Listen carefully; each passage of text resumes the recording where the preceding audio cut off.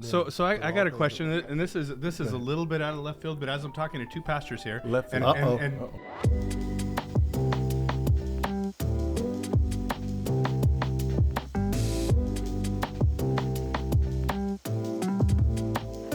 we have Angelo Frazier with us today. He's highly involved in our community and ministry. He's a father, husband, and a radio host and a community activist. And so Tom, I have to stop you real quick. You so always when you stop say me, community activist, let's clarify that real quick. Well, you clarify it. So Angelo is very involved in the community. He cares about a lot of the things that we all care about, right? Mm-hmm. He's active. He's very active. Okay. He gave us some bookmarks about some of the stuff that we all agree on, right? So tell us a little bit about your involvement in the community. I think one of the things, being a pastor and a chaplain and an ordained minister, that carries a certain, I think, a special honor for me when I go into the community, because I'm not just going into the community just to be friends and just to kind of see what people are doing. I'm really looking for opportunities to share the hope of God's glory in some kind of shape. And I can attest to that. When I see this man all over, I don't know how you have a home life. No, well, I'm home every evening, praise the Lord. But some evenings were kind of questionable. A couple of years ago, when BLM rolled through there, it was challenging. Surrounded by over a couple hundred people chanting, evil, bad stuff. Yeah. You were at the front too. You were at the front of the helm. Well, one of the funniest things, they ran up to me that night when they were ready to charge the police station and just take it down. I was up between them and SWAT teams behind me. One of the guys came across the front and handed me. He said, "Pastor, here's the P and the O." They had took the P and the O off of the wall, the police thing, and handed it to me. So I get on my phone and I'm calling the SWAT people up on the roof. I'm going, can you guys see me? I have the P and Don't shoot me. I have a vow. Yeah, I have a P and an O, yeah. So they open the door and the SWAT guys in there, and I kind of go, I didn't do that. I didn't do it. He got handed to me. I love that. Hey, love having Angelo on lunch break. Thank you for agreeing to be on it. Excited to have him. Yeah, we're really excited, and it is. So yeah. Right so we got a question we ask every guest on our show. What is something that most people don't know about Angelo Frazier? And it could, don't get us in trouble or yourself. Not your deepest, darkest secrets. I think what I've come to learn in the last 20 years is people see me as 6'8" black guy and they think I'm just a Democrat. Or they think I'm just liberal because of my skin color.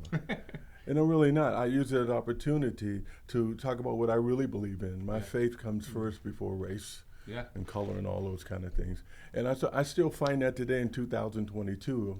People assume certain things about me. And it's kind of interesting. It used to bother me years ago, but now I look at it as an opportunity. So so I think it's just the assumptions we make about people, and in this highly charged racial atmosphere, everything is about race and everything is gender. Too much division. Yeah, and so they say me, and you have to be, and I'm going, well, let's start with let's start with the gospel. What? Yes. Who?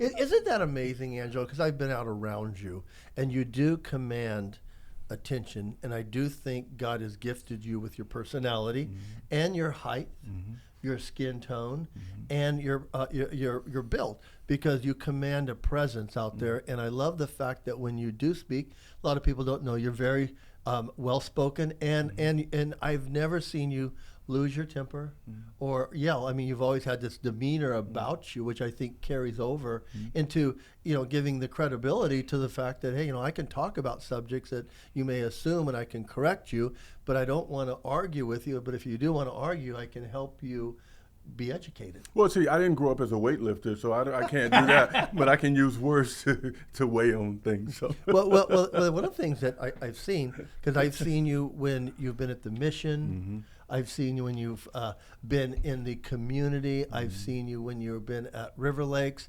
I see you when you're working with kids, because if you haven't seen Angelo in his wild Mr. Professor outfit, you're missing out on something. Mission man. Yeah, well, you know what it is, but I think that's the beauty of who you are in Christ, because you can be all these things. When you think about the time that you have on earth, because we don't know, but how in any situation, how can you best present the gospel? You're talking to kids. If you think you're going to lecture kids, When I was a kid, when the adults started talking, you gotta do something. Yeah, you don't listen. So dressing up and wearing tights in the summer and running around as a Grinch during Christmas, those are the kind of things that get kids' attention. 6'8". Yeah, you gotta do that. Yeah, they don't. So I think it's you look for those opportunities, and they can come all kinds of ways. And a lot of times they come outside of the church, which is even more exciting. Oh, I love that. Because a lot of times we get to preaching to ourselves, and we got our own special, and the same kids show up, and we got all that stuff. But when we get out in the community, you don't know what's going to happen. Well, you know what? And I think that's where the rubber meets the road. Because Jesus told us to go out. And people sometimes get confused with that because we're not to be conformed to the world. I said, well, wait a second. We can be insulated, but not isolated. Well, I think this is why there's this downtrend for the local church, because it's seen as kind of the holy few over here. Yeah. We need to get out there, and it's challenging to be out there because you don't know. It's dangerous. It's messy. You can get in situations. I had a call this morning. A friend of mine called me, and his grandma was in an accident, and she passed away this morning. So I'm down there on the highway, just standing out there. I didn't plan on doing that, but yet I'm talking to some of the CHP people, and I knew them from other scenes. And so we get to share and pray with them in the midst of other trouble. And, had I not gone out there, I wouldn't have had that opportunity in that horrible situation to pray for some other officers and what they're dealing with. I mean, that's just... Yeah, that's well, and really I cool. think that goes to a conversation you and I had earlier on the phone. You and I have had many times.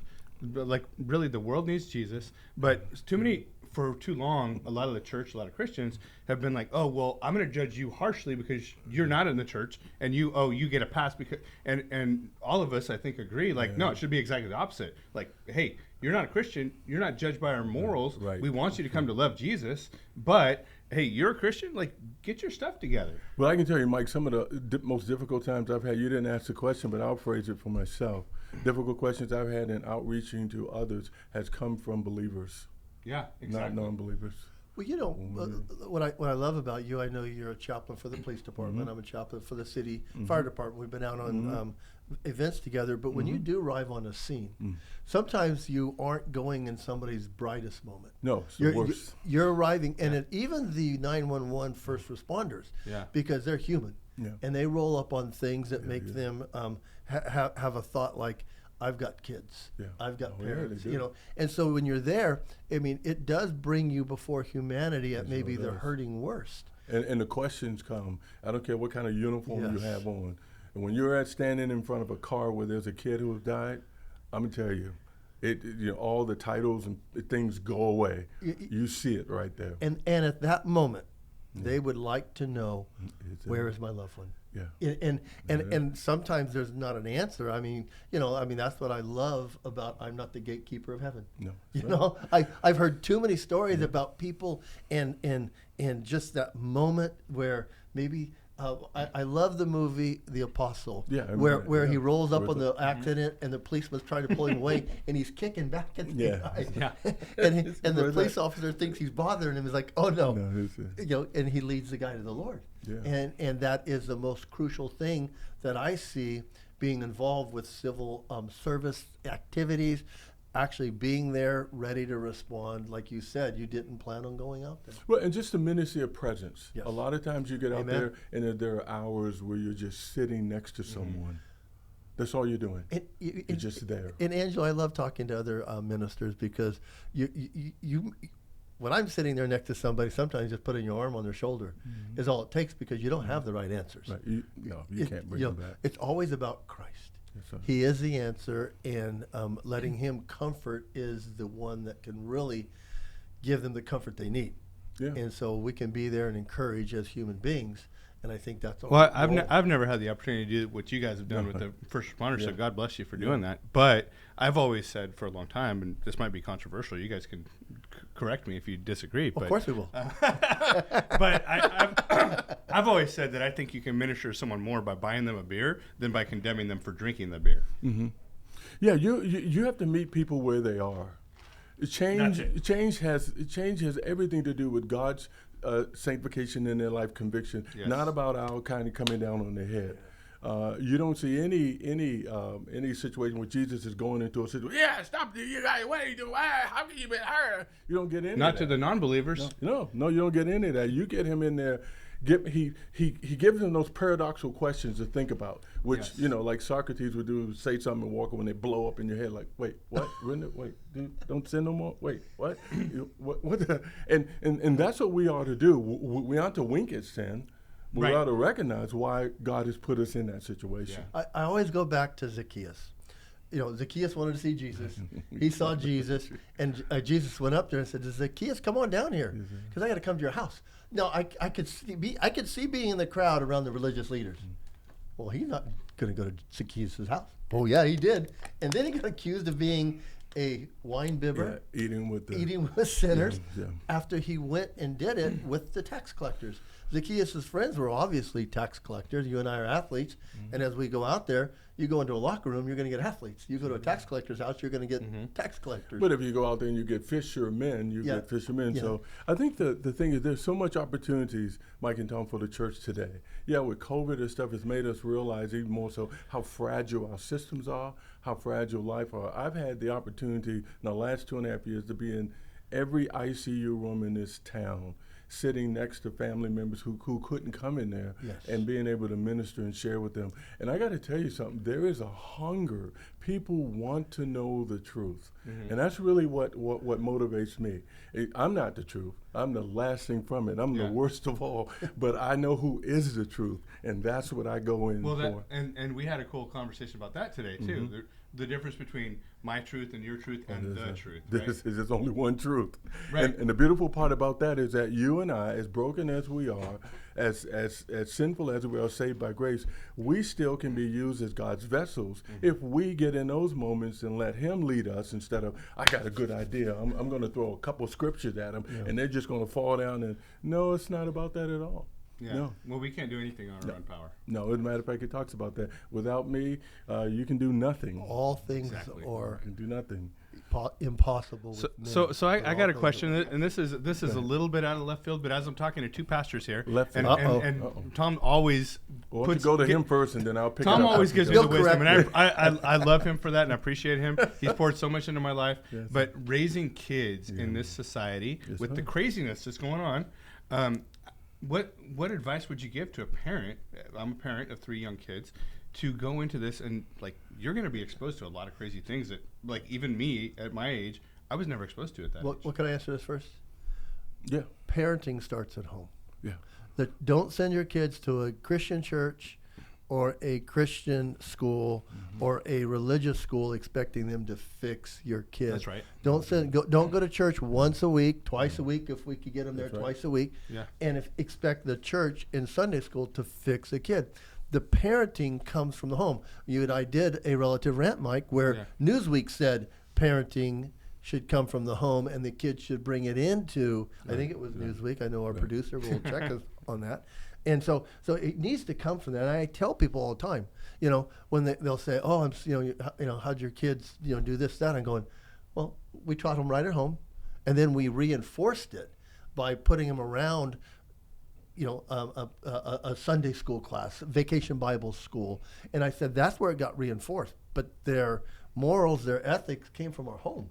And people want to turn that over to somebody else, and you can't do it. You just can't do it. You're exactly right. And let me jump on that because he's exactly right. Deuteronomy 6:4, primarily dealing with Israel. Hear, Israel, Lord God is one. It talks really about where that training comes from. It comes from the home. Your home will be a baseline. Your home is a baseline for the church and the school. We flip that around, and we want, we're talking God out of the schools. And it doesn't matter if God's in school now. God has to be in your home. And so then what you would do weekly is you would have time that you would meet with your kids just like you do in the service once a week, and you would begin to deal with these issues, but in a way that kids can understand them and let them know this is, it's the same thing. I was born on the East Coast, political, Washington, D.C., murder capital of the world. And I think, do you have a twin brother? Yeah, I have a twin brother. I remember listening to you on Ralph Bailey's show, my goodness. and your twin brother called in. Yeah. I thought that was cool because Yeah. I'm interested in radio shows, and I think I texted you that night going, Yeah, I know it was. I think it was Richard Bing when I said on Richard Bing.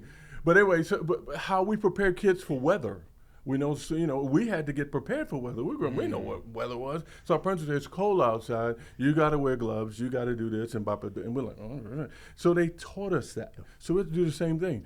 There's some differences out there. People are going to challenge you, but this is what we believe in the Bible teaches, and this is how you can begin to deal with that. It has to be at home. It's not, like you said, what you said, it's not the teacher's responsibility. The teacher is a reflection of home. Yeah. It's not the police. The police are a reflection of home. Right. It's the first institution that was ever developed was the home. The nuclear family. Was the nuclear family. That's why everybody's coming after the nuclear family. Yeah. To dissolve it. Yeah, let's redefine it. You don't need baby with woman. You can't define women anymore, but you don't need man with woman. You don't need woman with child. You don't need any. As a matter of fact, as BLM was talking about, let's redefine the whole family. So it can be anything. The problem is, if you have anything, you have nothing. Nothing. Well, I think where people get, and correct me if I'm wrong, pastors, where people get led astray is thinking that, oh, well, that's coming from BLM, or that's coming from the school, or really it's coming from gates of hell. Absolutely. Well, the Bible says our battle's not against flesh and blood. I try to remember that, Angelo, because sometimes I get challenged. It's easy to forget and get blinded. Right? We looked at 7 churches. I think Smyrna, they actually said it's the devil who is, came around and said. But yes, the core of it is that step away from God's truth, you will be in man's lies. Yeah. It's so interesting because I always tell people, and Mike kind of told you, and our audience knows, I was a principal at a private school for 19 years in administration. And I always tell parents, where I was disciplining their children, that this didn't start at the desk. It started in the classroom, and the child didn't behave the teacher, so it went into another step, which is me. And I said, now, parents, if you don't get a hold of your child, the institution called Corrections, Department of Corrections, will be the next one in line to start applying discipline. I never forget, I went to a hospital visit where an old student was handcuffed to the bed and shot. There was somebody sitting over there, and so I looked at the student, he looked at me, and he said, this started in your office. I go, you remember that speech? I go, so he had a shootout with the law enforcement. I was like, yes, it started in my office when you were in high school. And I'm not laughing at that because I'm laughing at him. I'm just saying, there again, wisdom comes with gray hair and wrinkles. And I always tell people, look for those rascals and try to gain from them, Okay, so and train up a child for where it should go. Training start at home. Yeah. And it says when he gets old, he won't depart. And I love that because you know what it is. I think as our children go out there, they get impacted by life, and I think that sometimes is the most important thing because you train them up. I mean, training up is just. I love sports, but when a professional baseball player or quarterback get up there, they should have the skills. Now it's game time. But if the impaction is directly coordinated to the fact that they may not have learned at home. You think about it, if you're not ready for that snow when you go outside, you're gonna have a rude awakening. You're gonna be uncomfortable. Yeah, you're gonna be uncomfortable. Frostbite, all kinds of things are gonna happen. So I think it's preparing at home, religiously. We go to church once a week maybe, and I hate to use that phrase, but we're actually fellowshipping once a week. But at home, it's more Monday, Wednesday, and Friday. Man, Deuteronomy says every day, morning, noon, and night. I mean, they just would say morning, noon, and night, study the word, keep, constantly. So there's this, and even in John 3:16, which says, for God so loved the world, if you break that down, it really doesn't say that. What it says, God loves the world through Jesus Christ. And then verse 17 talks about this idea that, and those that practice the truth. Well, wait a minute, it's just good enough that he loves me. Yeah. No. You got to practice. You can't be, you said I was an athlete. I don't consider myself an athlete anymore because I can't do anything. But I remember in my days, I would hold to that. But I remember we had to practice. Yes. We practiced 3 hours in the morning, 3 hours in the evening, every day. And what was the old saying, Angelo? You play like you practice. You do. You play like you practice. And you will. So as you're out there, as a coach, you've seen it where you're like, oh, that's not how we practice. Because the moment either you've practiced it repetitively, and you have that mind muscle connection where you know how to do it, even if somebody knocks you in the ground. Sure, absolutely. So as you're out there, the real life is like that, where you may get knocked down, but you're still holding on. Right, because adversities reveal the fundamentals in our lives. Yes, I love they that. really, really do. And our coaches look at that fundamentals. They don't tell us, hey, we didn't know that ball was coming that fast, or we didn't know. They look at, you aren't fundamentally sound.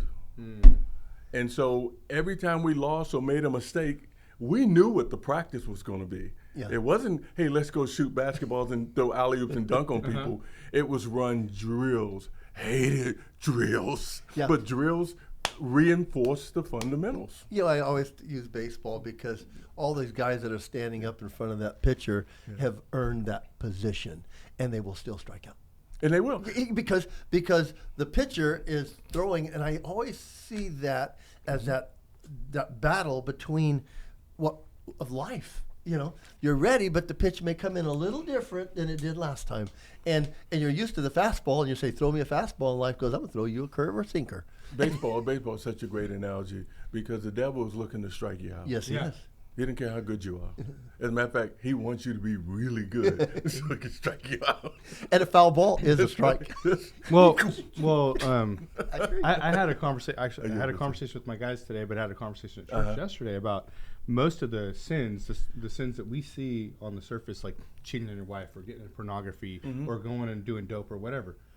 I said that is a symptom of the deeper problem. That's right. It's a heart. If we address those problems when it's just a baby little thing, it sprouts up, you'll never be at that level because you were proactive about it. Right. There's so many things going on now. You can go after all the transgender things. Like, I love my shirt here. I love your shirt. I do. What read it, Mike? Paleontologists will never discover transgender bones. Genesis 1:27. There's no transition point. Yeah, because No evolution. I love in saying things and having people go back to the truth. No matter how you feel, no matter what you think, the truth is the truth is the truth is the truth. And I think we have to we look at opportunities to plant those truth bombs. And it may take a week or 2 weeks or 3 years to come out. My son is, and he's struggling with some things. And I tell him, I love your son. I love him too. I say, I know that you know. I know that he knows. And so that's the comfort I have, and that's the confidence I have is in God's word.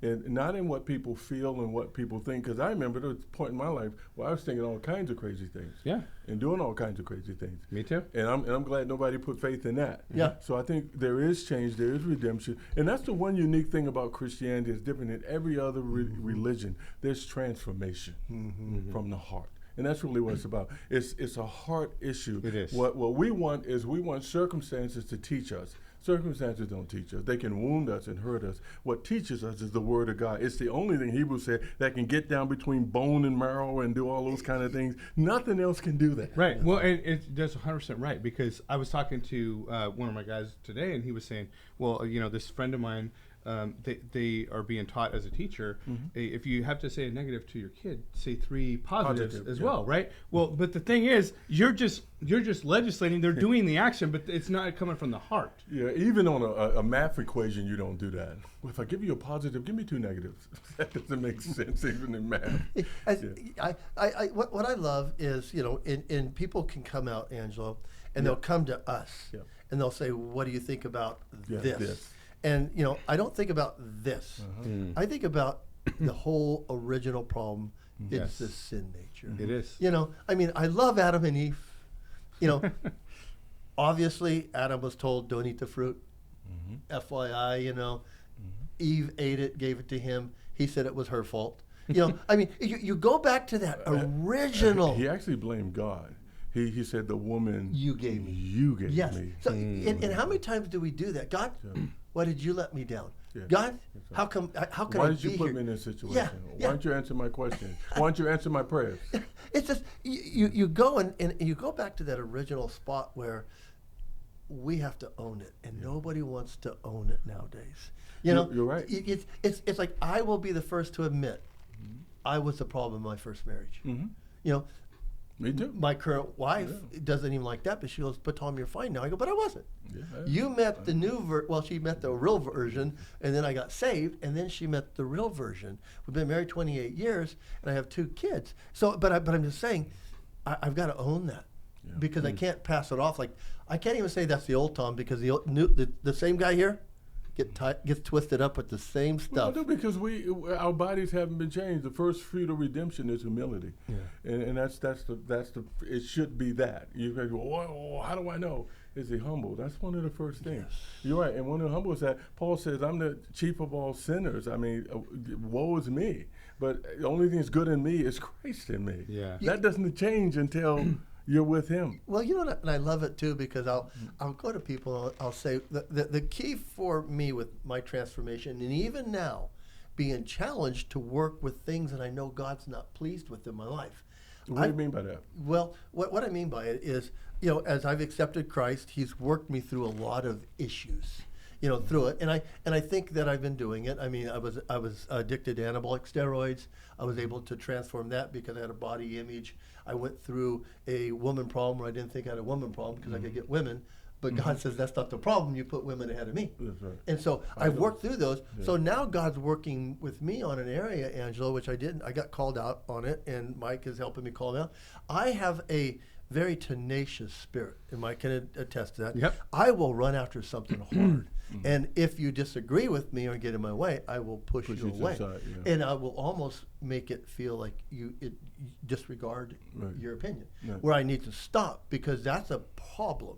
And I've got to see it, how it affects others. Not me. I'm tenacious, and I'm still going to do it, but I need to stop, and say, how did that make you feel? Because I didn't mean to disregard you, but I love your input, but I am still knowing what I think God's calling me to. Yeah, and I'm going to come across to you. I'm going to keep chasing it down the road. So I had a student one time come up to me and go, "Mr. Touchstone, why don't you like me?" And I looked at him, I go, "But I like you." And I had to realize there was something I've done to make him feel that way. And I had to tell him, I'm going to own that now.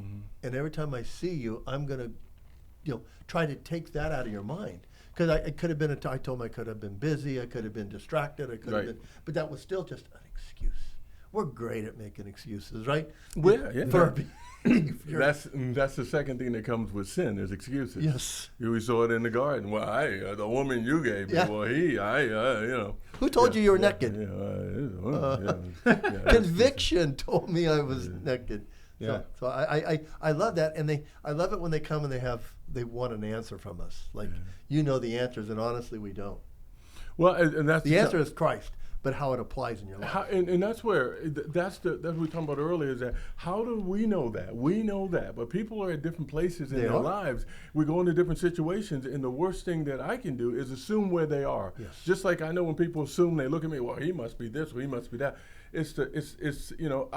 I don't see color. I was raised in Washington, D.C. in the most racially divided town hall, but I wasn't raised a racist. And it's the strangest thing. I look back and I go, how did I get out of that? Oh, Angelo, I took him where my old neighborhood where I grew up in, and Mike's wondering how a white kid got out of that, right? I did. Just last Friday, I drove through where I grew up at. Yeah. We drove through it by mistake, and I took him to some scary areas. He's like, maybe we shouldn't be driving here past Tom. I go, well, this is where I grew up. Well, one of the things I know, I do a lot of work at the police department. I do ride-alongs and stuff. And I've been with the officers when they go in certain areas, in minority areas, and I can see the uncomfortableness they have in their, because of what's going on now. We were passing out teddy bears a little while ago. I just got this idea to say, let's get some teddy bears and go and just pass them out for Merry Christmas and say, hey. And we were gone in separate areas, and one of the officers told me, said, you go ahead and get out. Because it's just, the reality is, people see that uniform and they see that car and they think, the guy is a racist and all this. And it's sad that they do that. But I came out of that. And that's probably why one of the things I fight against mostly, I was the whole redistricting and this. I came off of the plantation mentality. If you're black, you're here. If you're white, you're here. If you're Hispanic or Latino, you stay over here. If you're this or you're Jewish. I came out of that. And so when I'm in a situation, and I can tell you real quick, a couple of months ago, the city council had a vote on, they were doing one of the areas, Sikh areas. They were trying to draw the lines to make that one community. It was like 300-400 people in that chamber that day. I came up and spoke against that particular thing. And it's not against the people, but I said, I believe you're being used as pawns. You're told the idea that if you stay with your people, your group, you will have a better voice. You will have more of a voice. And I'm thinking, I didn't come to Bakersfield to go, let me see, where's the black community? Where's that African American so I can have, no, it's one person, one vote. Yeah. And so, I wasn't standing against them, but it was a challenge because I could have stayed outside and go, this thing is going to pass, everybody's pushing it. I don't have to go in there, but I walked in there because I believe God led me in there and said, no, we don't need to be on a plantation.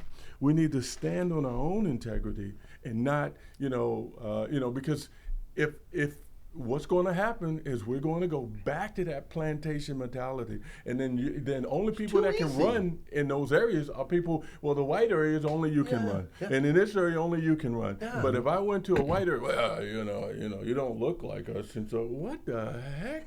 Is that what the Constitution said? Only have representatives that look like you. No, the president of the United States can only be one color. He can't represent everybody because he can't be every color. No. So it's flawed. It's a lie, and I'm real sensitive to that. Maybe too sensitive to that. And so when there's a color thing, I don't like color things. Do you find yourself pushing back on that? Yes, I do not like that. We don't need to have that. I went to the Black Chamber of Commerce the first time in 30 years, and it was great. But I'm just sitting there thinking, can we just have a Chamber of Commerce? Yeah. Can we not? Because we're saying it's this Chamber of Commerce, but everybody's here. But it's not working in my head. And that really bothers me. So I asked God, why do I have to think about this? No one else seems to be thinking about it. Because I came out of it. You're a black person, you stay here. I had a big challenge when I was young. I went off on a tangent. But I love it because that's what our show is about. Tangents? Tangents. But I grew up with a dad who was brought up in the Deep South. But we lived on Pacheco and Union. Mm-hmm. Yeah, well.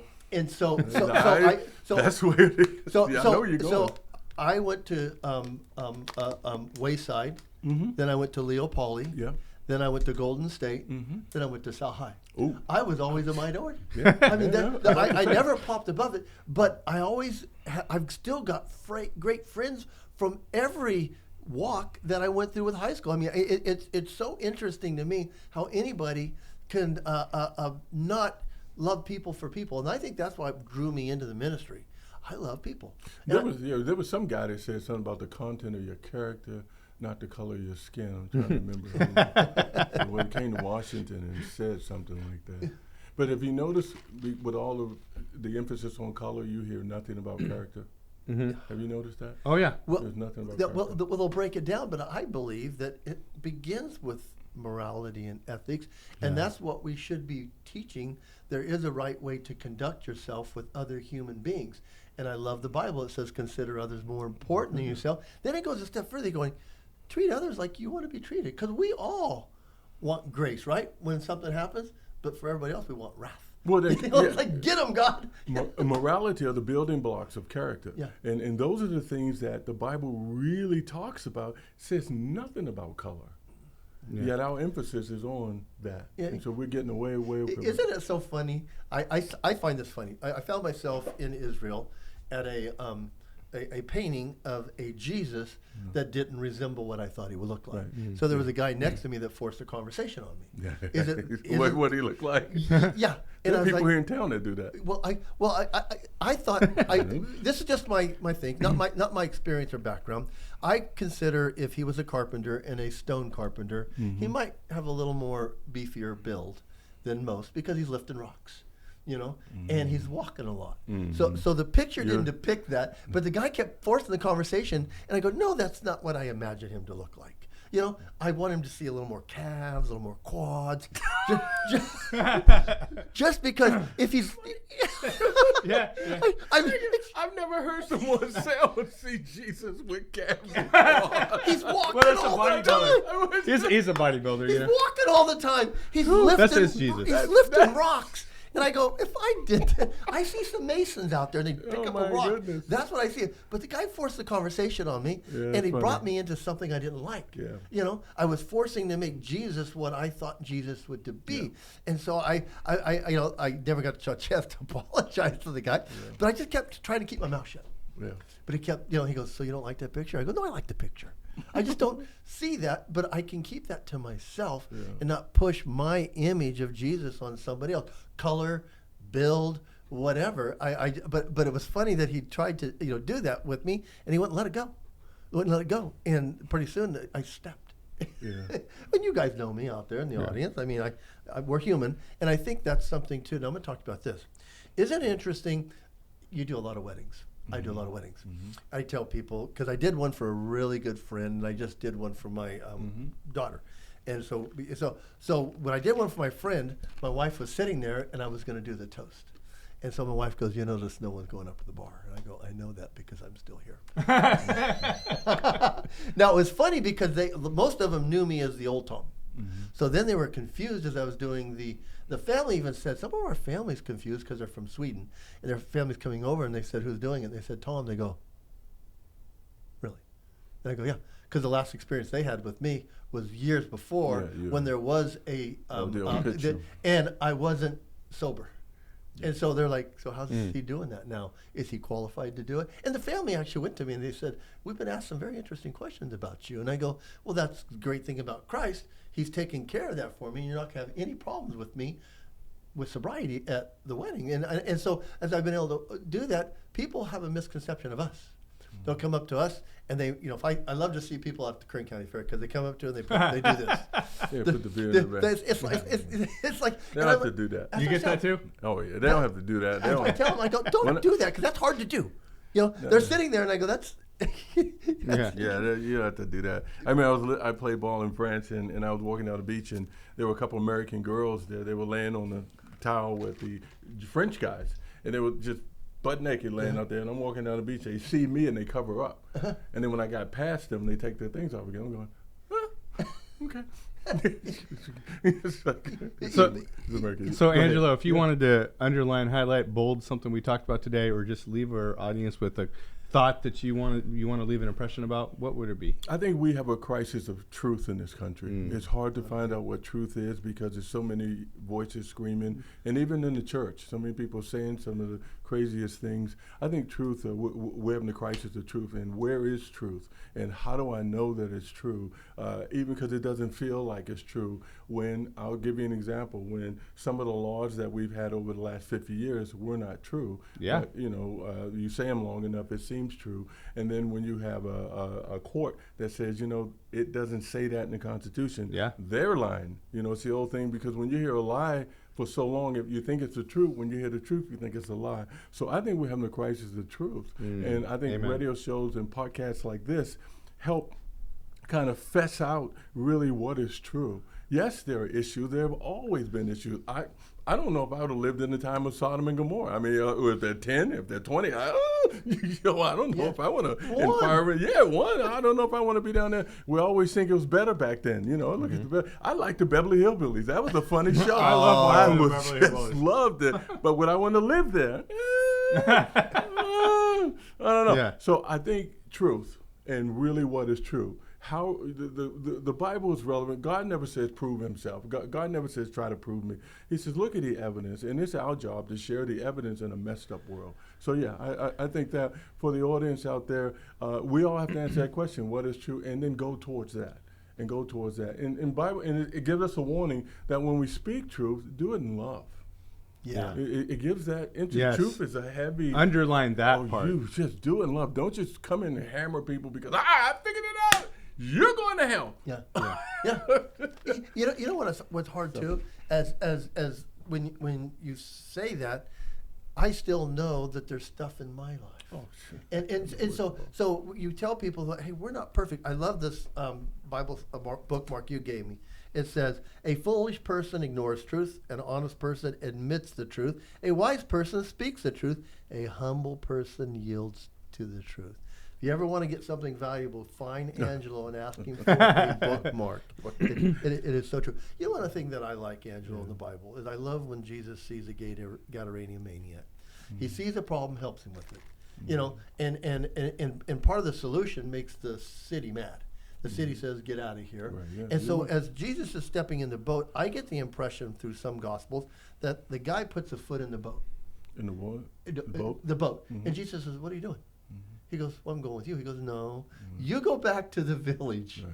You tell them about me. You're going to get their wheels turning because they knew that you weren't okay. And the only thing that has happened to you is you spent time with me. And I think sometimes as we go into the community, into the marketplace, that's what we bring. We bring that old Angelo, that old Tom, that old Mike. Yeah. And as we get in there, you know, we can say, yeah, that's both me too. They did the same thing with Paul. They said, hey, aren't you the guy who was persecuting us? Yeah. You're the guy that was throwing people. You're preaching to us now? Yeah. Wait a minute. You? Yeah. So Yeah. I think that's such a valuable trait for believers. You know, yes, don't let the world stick to you again, but go out there and be real and just, you know, how can they defy a testimony? But You know, they can't argue with it. being in God's presence will bring calm, peace, and sanity. Yeah. I like it. Yeah, that is true. I think of Paul and how he got back out there, and to the very people that were totally offended by him, and some of the people he had hurt over the years, and he came face to face with them. And I think we have to realize that too. We're going to come face to face with some of the very people we've stomped on. Oh, now you're preaching. Yeah. Oh, now you are. I love Ananias's conversation when God's like, I want you to go out, go to the street named Straight, and I want you to meet this guy named Saul. Ananias is like, so do you want an update on this man, God? This guy persecutes your people in Jerusalem. He's worried about the man that God, all he has to do is be obedient. He doesn't have to question or remind God, this is a bad dude. He's killing your people. Yeah. God's like, no, I just want you to go to him and do that. We think that we've got to go, we're going to somebody and we're going to help them. And Paul's like, I don't want to, not Paul, and I was like, I don't want to go. I've been that way before. I don't want to go.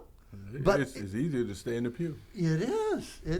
Hey, you got to get out. I love that. You got to get out of the pew. Hey, we just a quick funny story with when I came on staff at River Lakes, they give you a little business card years ago, and your business card has your email on it, and your email, your last name, and River Lakes Community Church. So I got to think, I didn't even look at I just said I had little cards. So I was just giving them out to people. You know, I'd go somewhere to get my.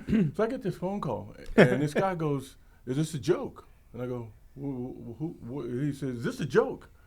He says, "What are you talking about?" He said, "Your email. Have you looked at your email?" And I go, "No." He goes, "It's a joke. Is it one of these joke emails?" And I was like, "What are you talking about?" He said, "Read your email." So I go into Joe and pull out the emails. And I said, "Angelo F. at River Lakes Church." He goes, "It's Angel of River Lakes." You're not an angel. He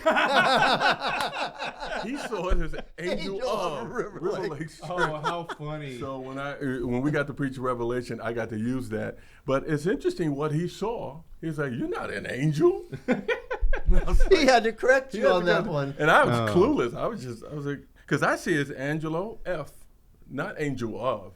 And that's what it was. Yeah. And everybody, you know, if you go, it's your first name, your last initial, and it just works out that way. I don't know, funny. People reading too much into it. Speaking funny. of reading, we do have a fact that we want to give Lucky's Rescue a shout out. We appreciate what Meredith Carter and John Haddad do at 3J's Ranch, where they have Lucky's Rescue. Yeah, there goes 5 male. Is it 5 males and 1 female? Good with dogs, good with cats, good with kids. Yeah, they're puppies. Yeah. And I can read all that. Can you guys read all that? There you go. Good. They're going to have that up. We'll put for the you link for them. That is so cool. I just didn't want to go right to them. I said, please check with your landlord if you rent for breeding weight restrictions before applying. That to me is hilarious, but it's important. They're because going to get bigger than that, right? Right, you're going to get bigger. Oh, and it's going to cost a lot of money. I think we do have to say, Tom, if you guys are watching this and you're wanting the puppies, they may be gone by the time you see this. Yeah. Well, They don't get puppies that often, and they go fast. They are got a really cute. They are. Look at that one right there. They are. See, if my wife saw this, she would go from cats to dogs. Well, take that home. Angelo, I have 2 cats. Yeah. And we have 1 dog. And yeah, it's so funny because when I had a heart issue 2 years ago, and I needed to laugh a lot, and all of a sudden I discovered cat videos. I think they're the most hilarious, funniest videos I've ever seen. I don't know if I've ever convinced Mike. No, I don't know if I can You fit have in cat that well videos? with the cat people. I'm a dog person. Oh, you're a also, dog but people? I got a German Shepherd, 100-pound German Shepherd. See, when you have cats at your home, you Big ol' boy. realize how humble you have to be because they could kill you. Yeah. You live to support them totally. They could care less about you. That's They will come right up to you, turn their back to you, and go, what have you done for me lately? Right, yeah. There's no dogs are wagging and go. You're like, you could throw things at them and they go after you. Do that with a cat? I'm not going after that. Go pick it up and do it again. No, well, we had cats growing up, and they're like, "Oh, come up and pet. Oh, I want to be pet. I want to be pet. Okay, I'm done now." And they'll claw Right. And they will claw you. Angelo, you've been you've been a very delightful. Oh, yeah. Thank you guys. It was very fun, Angelo. Thank you. Can we get Mike to read that? Because I challenged Mike. He wants me to read this. Yeah, go ahead. In I somewhat like of a surreal and sad situation, the sun has set on some of the Supremes ununited of these states who have satisfied the serial solicitors of same sexual orientation by subjectively surrendering to their ongoing seducing scenarios of sensual subversives. They have selfishly, surreptitiously, and systematically secularized the sacred standard of marriage by swinging wide the open back door of societal reengineering. In so doing, they've slashed severely a superior model of scriptural servility which has served this splendid society for centuries in spite of its own sinful saboteurs who are now celebrating and salivating from this senseless form of solemnizing a now so sanctioned and sodomized vow. Go put it back up because I'm going to read the backside because it was speaking to me. Says the Supreme Court can make any marriage legal. However, it takes a supreme God to make them holy. We'll leave you with that. There again, Angelo makes the most wonderful. Thank you, sir. Tom. I loved having you on the show today. Thank you, guys. Yeah. Hope you enjoyed the show. And if you haven't, email Mike Harvey, our co-producer, if you enjoyed it. But we want to give a shout out to our producer, Alex Howe, our executive producer, Mike Harvey. They give me a title. Co-executive producer, Tom Touchstone. Supervising producer, Nathaniel Tweed. Creative consultants, Tessa Taylor, Touchstone, and Kyle Lawson. MLH Solutions, production, distributing, and marketing. We're at lunch break at the 511 Media Group production. Mike Harvey, thank you so much for allowing us to be part of what you do. Well, thank you for what you guys do, and let's continue to press on in the strength of His might. Amen. Hey, hold on, because Angelo is going to end up being a host on our show. Wow, that'll be coming. I can feel that. I look forward to that.